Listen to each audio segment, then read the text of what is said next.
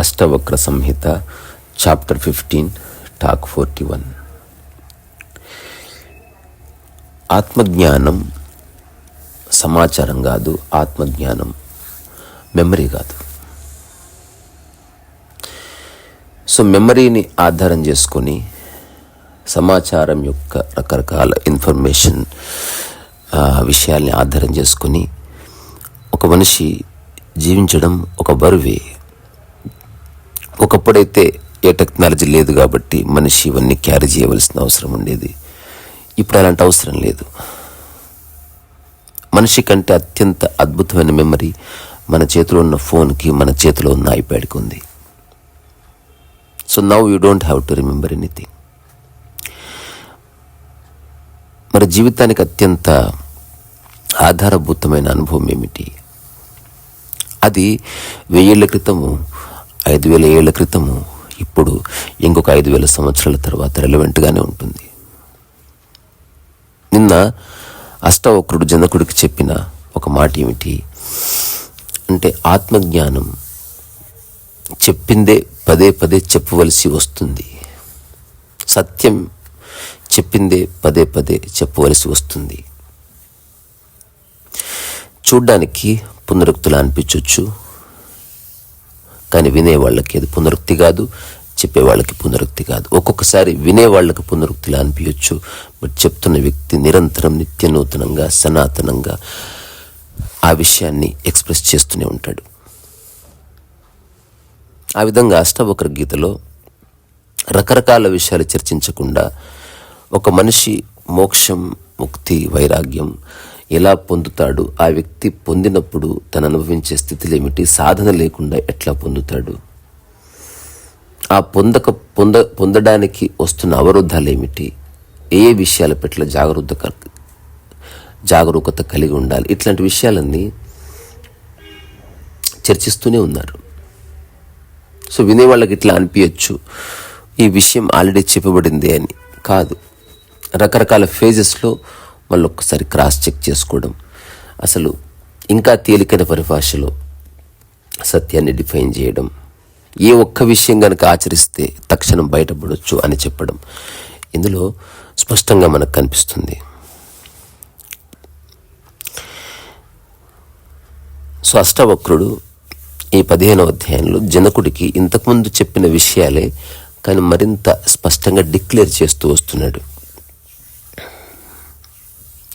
ఈరోజు అష్టవక్రుడు జనకుడితో అంటున్నాడు, నత్వం దేహో నతే దేహో భోక్తా కర్తా నవా భవాన్ చిద్రూపోసి సదా సాక్షి నిరపేక్ష సుఖం చెర. ఓ ప్రియ విద్యార్థి, నువ్వు ఈ శరీరం కాదు, నువ్వు కర్తవు కాదు, భోక్తవు కాదు, నీది శరీరము కాదు, నువ్వు చిద్రూపుడవు, నిత్య చైతన్యమూర్తివి, నువ్వు సాక్షి మాత్రుడవు, ఇచ్చారహితుడవు, సుఖంగా ఉండు. ఇది తత్వం, ఇదే తత్వరహస్యం. సో నిరపేక్ష స్థితిలో నువ్వు ఉంటున్నావు, చాలా సంతోషం అని చెప్తున్నాడు. సో జనకుడి యొక్క స్థితిని అష్టవక్రుడు ఇదివరకు చాప్టర్స్లోనే అంగీకరించాడు. సో జనకుడు ఎప్పుడైతే రకరకాల విషయాల్ని డిక్లేర్ చేస్తూ వస్తున్నాడు, అష్టావక్రుడు కూడా డిక్లేర్ చేస్తూ వస్తున్నాడు. అవును, నిజం. నిన్న చెప్పాడు జ్ఞానం అంటే ఏమిటి అంటే, ఎవరికైతే విషయాల పట్ల ఒక వ్యామోహం ఉండదో అదే జ్ఞానం అంటే. ఈరోజు ఏం చెప్తున్నాడు, నువ్వు శరీరానివి కాదు, నువ్వు కర్తవు కాదు, భోక్తవు కాదు, నీది శరీరము కాదు, నీవు చిద్రూపుడవు కాదు,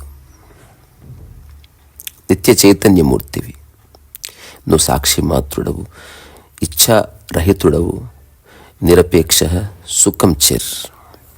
ఒక రకమైన ఆపేక్ష ఉపేక్షలకు అతీతంగా నిరపేక్షలో ఉండి నువ్వు హాయిగా సుఖంగా ఉండు. సుఖం నీ యొక్క సహజ స్వభావం. ఇదే రహస్యం, ఇదే తత్వరహస్యం. సో ఏవేవైతే నీకు బాహ్యంగా ఉన్నాయో అవేవి నీవి కాదు, అవి నీవి అనుకోవడమే మాయ అంటే. సో మనస్సుని ఆత్మకి జోడించడమే అజ్ఞానం అంటే. మనస్సుని అవసరానికి ఉపయోగించుకోవడమే జ్ఞానం అంటే. తద్వారా ఆత్మకి ఏ మరక అంటుకోదు. ఆత్మ అనేది ఒక అగోచరం. సో నీవు ఏ విషయంతో అయినా సరే, అది శరీరం అయినా సరే, దాంతో సత్సంబంధాలు ఉండవచ్చు, కానీ దాంతో ఎలాంటి అటాచ్మెంట్ ఉండక్కర్లే. ఎందుకు అటాచ్మెంట్ ఉండకూడదు అంటే అది అనిత్యము, ఆ తర్వాత అది మరణించబోతుంది, దాని యొక్క స్థితి అల్పం కాబట్టి. ఈ ప్రపంచంలో ఎవరైనా ఒక ఉద్యోగం కోరుకుంటే కొంచెం విస్తృతమైనటువంటి అవకాశాలు, అధికారాలు ఉన్న ఉద్యోగమే కోరుకుంటాడు. అట్లా ఆత్మ అనంతమైంది, దాంతో ఉండు, అల్పమైన వాటితో ఉండకు. ఇదే తత్వరహస్యం. సో అన్నిటితో నీకున్న సంబంధం అది తాత్కాలికం. వాటి పట్ల ఎలాంటి రాగద్వేషాలు కలిగి ఉండకు. సో రాగం వల్ల కలిగే దుఃఖం వల్లనే, దాన్నంతా చూడడం వల్లనే మనిషికి ఒక సహజ వైరాగ్యం వస్తుంది, ఒక నిరపేక్షత వస్తుంది అని చెప్తున్నాడు. నేను ఒక కథ విన్నా. నారదుడు, విష్ణుమూర్తి ఒకసారి ఒక అడవిలో నడుచుకుంటూ పోతున్నప్పుడు నారదుడు అడిగాడంట, ఏం మీరంతా పెళ్లి చేసుకున్నారు, మరి నాకు పెళ్లి చేయలేదు, నేను బ్రహ్మచారిగానే ఉండిపోయాను. అప్పుడు విష్ణుమూర్తి అన్నాడంటే, ఎందుకురా పెళ్ళి ఎందుకు చేసుకోవడం అంటే చాలా బాగుంటుంది, నాకు మేము చూసి నాకు అనిపిస్తుంది. ఓహో అలాగా, సరే నువ్వు నాకు కొన్ని నీళ్లు తీసుకొని రాపో కమండలంలో అన్న తర్వాత కమండలం తీసుకొని ఒక నది దగ్గరికి వెళతాడు. ఇది చాలా పురాతనమైన కథ, చాలా ఫేమస్ స్టోరీ. నది దగ్గరికి వెళితే ఆ నదిలో నీళ్లు మించుకుంటూ ఉండగా అటుపక్క ఒక అమ్మాయి కనిపిస్తుంది. ఆ అమ్మాయి స్నానం చేసినట్టు కనిపిస్తుంది. ఇతను చూసిన వెంటనే ఆమె దాక్కుంటుంది. అయ్యయ్యో అమ్మాయి నన్ను చూసి ఇబ్బంది పడ్డట్టుంది అని దగ్గరికి వెళతాడు. అమ్మాయి అందం ఆకర్షిస్తుంది. ఈ కమండలం తర్వాత తన యొక్క అది వాయించేది ఉంటుంది, అది తీసుకొని వెళ్తాడు. ఆ తర్వాత అమ్మాయి పరిగెడుతుంది, వెళ్ళి చేపట్టుకుంటాడు. మా సాంప్రదాయం ప్రకారం చేయబట్టుకుంటే పెళ్ళి అయిపోయినట్టే అంటుంది. ఎస్, చేయబట్టుకున్నాను కాబట్టి పెళ్ళి అయిపోయింది అంటాడు. కానీ మా ఇంట్లో ఒప్పుకోరంటారు, పెద్ద గొడవలు అయితే. ఆ తర్వాత నారదుడు ఏదో చెప్తాడు, ఆ పిల్ల తండ్రి ఏదో చెప్తాడు, ఈ పిల్ల ఏదో చెప్తుంది, ఆ పిల్ల బాగుంటాడు, రకరకాల గొడవలు అయితే. ఆ తర్వాత వీళ్ళు ఇంటి నుంచి బయటకు వచ్చేస్తారు, ఒక కొండ మీద కాపురం పెడతారు, పిల్లలు అవుతారు. నారదుడికి చాలా కష్టాలు వస్తాయి, పోయి కట్టెలు కొట్టుకొస్తాడు, ఏవో అడ్డమైన చాకిరీ చేసే సంసారాన్ని ఈదుతాడు. దాంతోపాటు మనస్పర్ధలు వస్తాయి, మధ్య మధ్యలో అలకలు గిలకలు వస్తాయి. ఆ తర్వాత హఠాత్తుగా వరద వస్తుంది. ఆ వరదలో ఇల్లు కొట్టుకుపోతుంది, ఆస్తి కొట్టుకుపోతుంది, గుండెలు బాదుకుని ఏడుస్తాడు. ఆ తర్వాత తన కళ్ళ ముందే భార్య కొట్టుకుపోతుంది, తన కళ్ళ ముందే పిల్లలు కొట్టుకుపోతారు, తన కళ్ళ ముందే అన్ని కొట్టుకుపోతాయి. ఆ తర్వాత నారదు కూడా వాళ్ళ కోసం ప్రయత్నం చేసి ఏడ్చి జీవితం మీద విరక్తి కలిగి చచ్చిపోవాలని నిర్ణయం తీసుకొని ఈత కొట్టడం ఆపేస్తాడు. అట్లా ఒక దగ్గరికి వచ్చి ఒడ్డు కొట్టుకొని పడతాడు. అప్పుడు ఒక చేయి వచ్చి ఇలా కదిలిస్తుంది. కళ్ళు తెరిచి చూస్తే విష్ణుమూర్తి. నీళ్లు తెమ్మన్నా కదా, ఏమైంది అని అడుగుతాడు. చప్పున లేచి కాళ్ళు పట్టుకుంటాడు, అంతే, నాకు అర్థమైంది అంటాడు. సో నేను చెప్తున్నా, వేరే వాళ్ళతో ఉండడంలో సమస్య లేదు, ఎవరితోనైనా ఉండు, ఎవరిని నా అని మాత్రం అనుకోకు. ఈ విషయం నా పక్కనే మైథిలి, నా పక్కనే సునీత, నా పక్కనే మా అమ్మ, వీళ్ళందరినీ ఉంచుకొని మరీ చెప్తున్నాను. నా టాక్స్ వాళ్ళు వింటారు. నిజానికి నా బదులు వేరే వాడి ఈ మాట చెప్తే పెద్ద పెద్ద గొడవలు అయిపోతాయి. కానీ నేను ఆ విధమైన గ్రౌండ్ ఏర్పాటు చేసుకుని ఉంచుకున్నాను. నేను ఎప్పుడు ఏకాంతంగానే ఉన్నాను. నా మనస్సుని దేనికి అటాచ్ చేయలేదు. అందరితో ఉపయోగాలు ఉన్నాయి, అన్నింటితో ఉపయోగాలు ఉన్నాయి. తద్వారా రాగము లేదు, రాగము బలంగా లేదు కాబట్టి వైరాగ్య భావన లేదు. తద్వారా సంసారంలో హాయిగా ఉంటూ అంటనట్టు ఉండవచ్చు అనేది నా అనుభవం కాబట్టి ఈ మధ్య వివాహం కూడా చేసుకున్నా. సో ఒకవేళ ఎప్పుడన్నా సందర్భం వచ్చి ఒక మాట అనవలసి వస్తే మాట అంటాను, కానీ ఏ బాధ ఉండదు. నన్ను ఎవరైనా ఏమైనా అనొచ్చు, దాన్ని నేను పర్సనల్గా తీసుకోను, ఎందుకంటే పర్సనల్ లేడు కాబట్టి.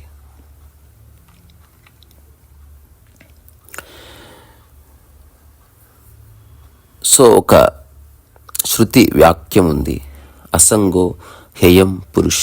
అంటే ఏదైతే అత్యంత తక్కువ కాలం ఉంటుందో, ఏదైతే అనిత్యమో, దేని స్థితి అల్పమో దానితో నువ్వు సంబంధం పెట్టుకొని వద్దు. సో ఆ సంబంధాన్ని తీసేయడం, ఆ సంబంధం వల్ల ఏ ఉపయోగాలని తెలుసుకోవడమే జ్ఞానం. ఇదే తత్వరహస్యం. ఆ తర్వాత అష్టవక్రుడు జనకుడితో చెప్తున్నాడు, అష్టవక్ర గీత మొత్తం, అష్టవక్ర సంహితలో మొత్తం ఒకే విషయాన్ని రకరకాలుగా స్పృశిస్తున్నారు.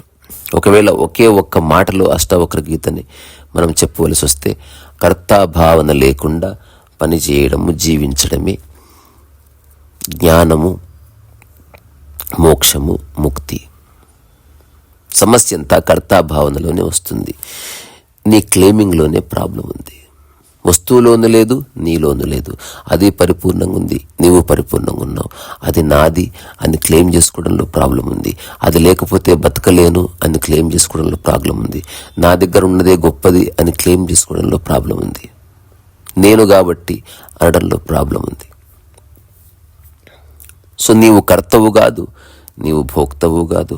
కర్తృత్వ భోక్తాది బాధ్యతలు నీకు లేవు. నీవు నిస్సంగుడవు. ఈ అనుభవించే అంతఃకరణ ధర్మాలు సాక్షిభూతుడవు, నీకుండవు. సాక్షి అంటే అష్టావక్రుడు చెప్తున్నాడు, అన్నింటినీ చూస్తూ ఎవరితో సంబంధం లేకుండా ఉండే స్థితి.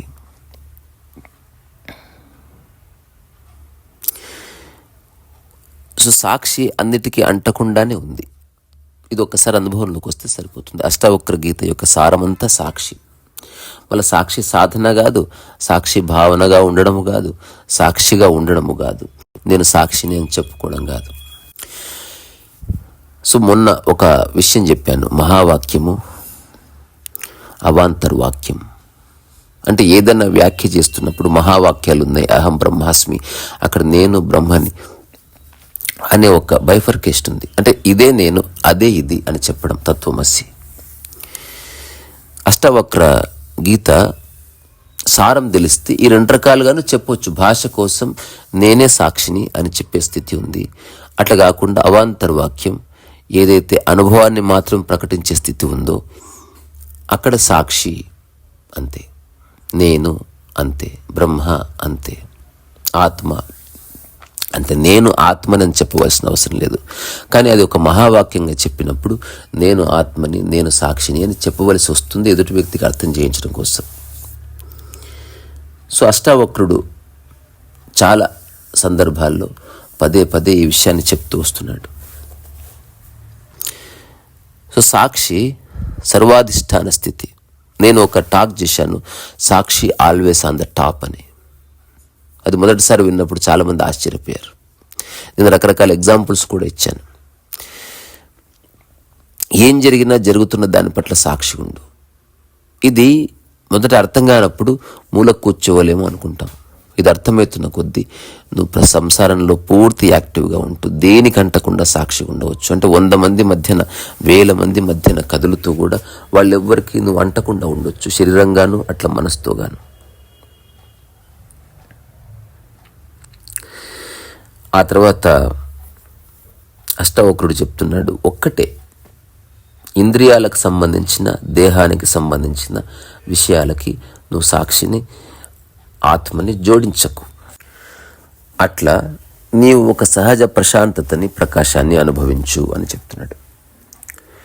ఆ తర్వాత అష్టావక్రుడు జనకుడితో ఏం చెప్తున్నాడంటే, రాగద్వేషౌ మనోధర్మౌ నామనస్తే కదాచన నిర్వికల్పోసి బోధాత్మా నిర్వికారా సుఖం చెరా.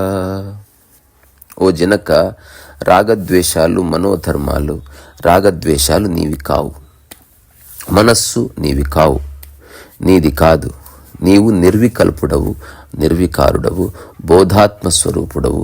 రాగద్వేషాలు ఆత్మధర్మాలు కావు, ఇవి ఆత్మకు సంబంధించినవి కావు.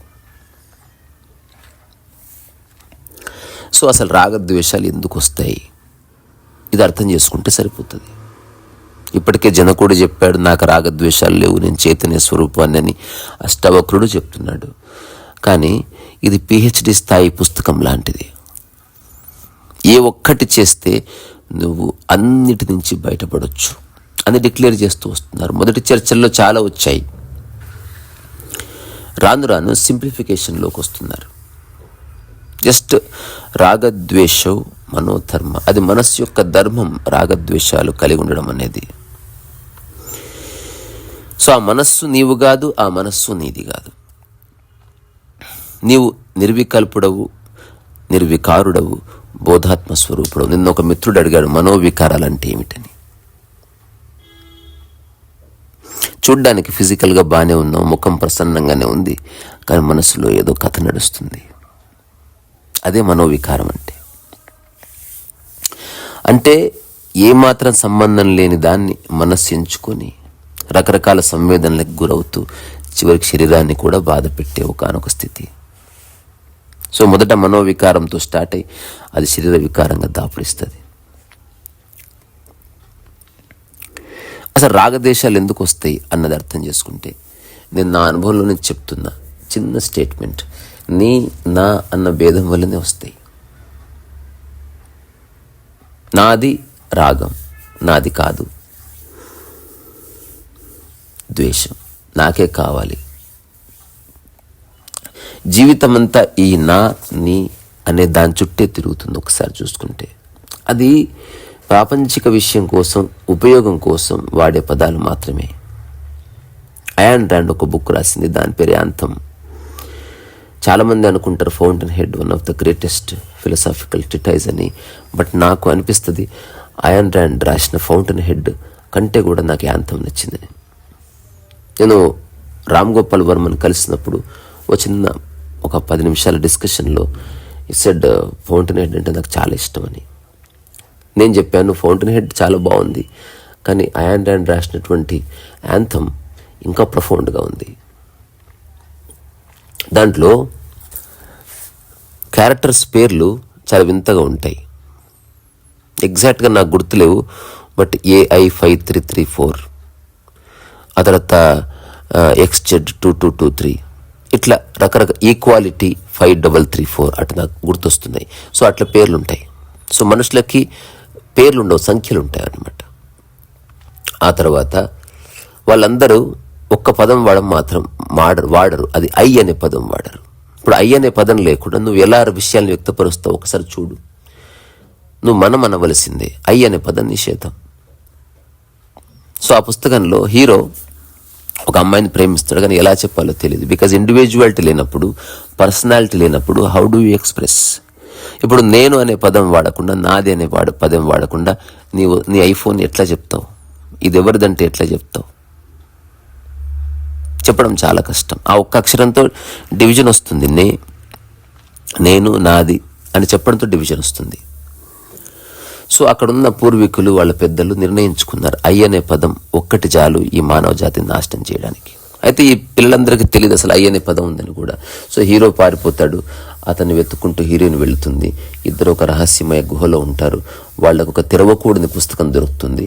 ఆ తెరవకూడని పుస్తకంలో రాసి ఉంటుంది ఐ. మొదటిసారి ఐ చదివిన తర్వాత హీరోయిన్కి చెప్తాడు ఐ లవ్ యూ. చాలా ప్రొఫౌండ్గా అనిపిస్తుంది, కానీ అది అక్కడితో ఆగదు. ఆ ఐ చివరికి ఆ జాతిని మొత్తం నాశనం చేస్తుంది. అప్పుడు చివరగా ఆ పుస్తకం ఎండ్ అయ్యే స్టేట్మెంట్ ఏంటంటే, ఒకే ఒక్కటి వాడకూడని, ఉచ్చరించకూడని పదం ఉంది, దట్ ఈస్ ఐ. సో ఈ మానవ జాతిని ఐ, నేను అనే భావన నాశనం చేసినంత ఏది నాశనం చేయలేదు. నా మతం గొప్పదిలో నానే ఉంది, నేను గొప్పవాళ్ళలో నానే ఉంది, నా వస్తువే గొప్పది నానే ఉంది, నేనే గెలువాళ్ళలో నానే ఉంది. ఈ నేను అన్న భావన నాశనం చేసినంత ఈ ప్రపంచాన్ని నిజంగా ఏది నాశనం చేయలేదు. సో ఈ నేను, నాది, నా, నీవు, నీ, నా అనే భేదాల వల్లనే మిత్రుడు ఉన్నాడు, శత్రువు ఉన్నాడు. మిత్రువు శత్రువు రెండు మనోధర్మాలే. నీకు మిత్రులు లేరు, శత్రువులు లేరు. సో ఎవరైతే అద్వైత స్థితిలో ఉంటాడో వాడికి నీ నా భేదం అనేది లేనే లేదు.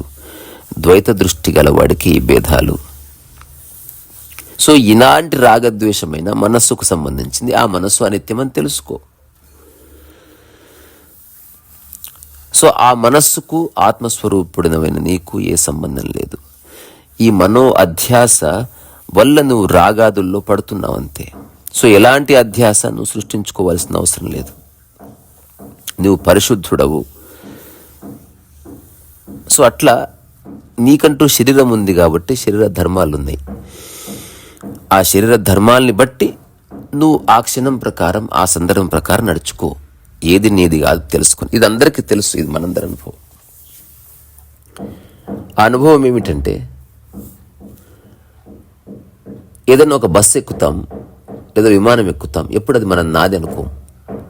సీటు వరకు మానది అనుకుంటాం. అది నువ్వు ఎంచుకున్నావు కాబట్టి. ఆ సీటు వదిలేసి ఇంటికి వచ్చిన తర్వాత ఎప్పుడు ఆ సీటు గురించి ఆలోచించవు కదా. సో రాగద్వేషాలు నువ్వు చాలా సందర్భాల్లో ప్రదర్శించడంలే. సో నీ రాగద్వేషాలు సమస్త విశ్వం మీద లేదు, పక్క దేశం మీద లేదు, పక్క గ్రంథం మీద లేదు, పక్క మతం మీద లేదు. కొన్ని విషయాల మీద ఉంది. అదే నిన్ను బాధిస్తుందని తెలుసుకో. అది కూడా తీసేసేయి. తద్వారా నువ్వు ఉన్న స్థితిలో హాయిగా ఉంటావు అంతే. సో సాధన లేకుండా ఎట్లా ఒక మనిషి హాయిగా ఉండొచ్చు, సుఖంగా ఉండొచ్చు? ఇందులో మాటికి చెప్తున్నాడు కదా, నిర్వికార సుఖం చర్. సో ఏ వికారాలు లేకుండా, ఏ రాగద్వేషాలు లేకుండా, నీనా అనే భేదం లేకుండా ఉండటమే సుఖం అంటే అని చెప్తున్నాడు. సో అష్టావక్ర గీత చెప్పిన విషయాన్ని చెప్పినట్టు అనిపించవచ్చు. మీరు వింటున్న వాళ్ళకి ఇది మాకు తెలుసు కదా అనిపించవచ్చు. ఆచరిస్తేనే తెలిసినట్టు. మీ యొక్క ఆనందం ఎప్పటికీ బ్రేక్ అవ్వకుండా, ఎడతెగకుండా కొనసాగితేనే మీకు తెలిసినట్టు. ఏదైనా వస్తువు పట్టుకున్నప్పుడు, ఆ వస్తువు పోయినప్పుడు బాధ కలిగిందా మీకు అర్థం కాలేదు. ఇట్లా క్రాస్ చెక్ చేసుకోవాలి. ఎక్కువసార్లు విన్నాము కదా అని కాదు పాయింట్. ఎన్నిసార్లు విన్నావని కాదు. ఇంతకుముందే నాకు ఒకరు ఫోన్ చేశారు ఇది చేస్తున్నప్పుడే. వాళ్ళు అడిగారు, జస్ట్ చూడమన్నారు, చూస్తున్నాం కానీ రావడం లేదు అంటే నేను చెప్పాను, సైకిల్ దొక్కాలంటే కొన్నిసార్లు సాధన అవసరమవుతుంది. సాధన అంటే ఇదే. విషయం తెలిసిపోయింది మానసికంగా. ఇప్పుడు దాన్ని ప్రాక్టికల్గా చేస్తున్నప్పుడు చిన్న చిన్న అవాంతరాలు వస్తున్నాయి. సో నువ్వు రకరకాల విషయాలు సాధన చేయడంలే, ఒకే విషయాన్ని తిరిగి పునః ప్రయత్నం చేస్తున్నావు అంతే. సో ఒకే ఒక్క మాట ఈరోజు చెప్పి ముగిస్తా. ఇది వీలైతే చెక్ చేసుకోండి. ఇప్పుడు అష్టావక్ర గీత ప్రాపంచిక విషయాలకి, విజయాలకి, అపజయాలకి సంబంధించిన విషయం కాదు. ఎవరైతే నిజంగా ముక్తిని, మోక్షాన్ని అనుభవించాలనుకుంటున్నారో, ఈ జీవితాన్ని సుఖంగా, హాయిగా, ఒక విశ్వానికి సాక్షిభూతుడుగా, ఒక ఆత్మారాముడుగా, ఒక ఉన్నతమైన అతి సహజమైన మోక్ష, ముక్తి, వైరాగ్యాన్ని అనుభవించాలని అనుకుంటున్నారో వాళ్ళ కోసం ఇది. తర్కించే వాళ్ళకి, వాదులాడే వాళ్ళ కోసం కాదు ఇది. సో ఒక్క స్టేట్మెంట్, నా భేదం నీలో ఉన్నంత వరకు నీకు ఆత్మజ్ఞానం అర్థం కాలేదని అర్థం. ఇంతే. ఇదొక్కటి గుర్తుపెట్టుకోండి. ఎంత పెద్ద యోగి అయినా సరే, నాలో ఉన్నాడా, still he needs some practice. 50 ఏళ్ళు ఒక వ్యక్తి ధ్యానం చేయవచ్చు, తనకి నా అనే భేదం ఉందా, then there is a problem. So ఇది వెరీ సటిల్. ఇప్పుడు వింటున్న వాళ్ళు నన్ను అనొచ్చు, మరి వాడుతున్న ఫోన్ ఎవరిది, నువ్వు ప్రతిరోజు వెళ్తున్న స్టూడియో నాదే. ప్రాపంచికంగా అంతవరకు ఇంతకుముందు చెప్పినట్టు మహావాక్యాలని చెప్పినట్టుగా నేనే బ్రహ్మని అని చెప్పినట్టు చెప్పుకోవడం కోసం. సో నా అన్నది నిజంగా ఉందా లేదా ఎట్లా తెలుస్తుంది? ఏది నా అనుకుంటున్నావో అది పోయిన రోజు ఏ బాధ లేకపోతే నా అనే భావనలు నువ్వు లేనట్టు. ఇంతే. ఇదొక్కటి క్రాస్ చెక్ చేసుకోండి. ఎవరిని అడిగితే పెన్ను ఎవరిదంటే నాదనే చెప్పండి.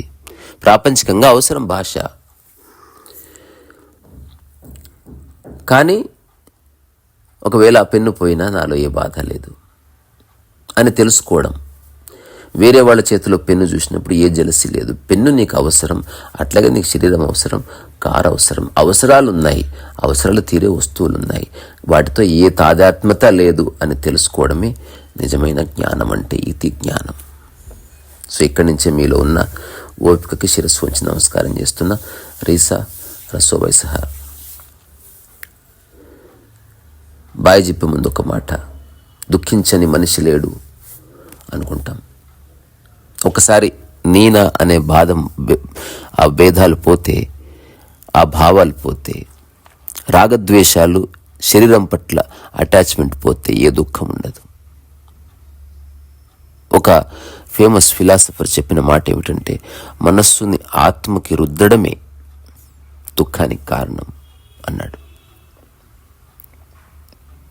సో మనం చూడ్డానికి పరిధిలో రకరకాలుగా కనిపిస్తున్న మూలంలో మనందరం ఒక్కటే. మనందరి ఆకలి ఒక్కటి, మనందరి నిద్ర ఒకటి, మనందరి యొక్క సంతోషము, మనందరి యొక్క స్థితప్రజ్ఞత స్వభావాలు ఒకటి. వాటికి వయసు లేదు, కాలం లేదు, దేశకాలం మన పరిస్థితులు అంటుకోవు, వాటికి జ్ఞానము అంటుకోదు, వాటికి సమాచారం అంటుకోదు, వాటికి మీరు వేసుకున్న బట్టలు అంటుకోవు, మీ బంగారం అంటుకోదు. ఇవేవి అంటుకోని స్థితులు ఇవి. అవి ఉన్నాయి, అవి ఉంటాయి. అవి ఎక్కడి నుంచో రాలేదు, ఎక్కడికి పోవు, వాటికి వయసు లేదు, వాటికి ఏమంటుకో. Just be, everything will be all right.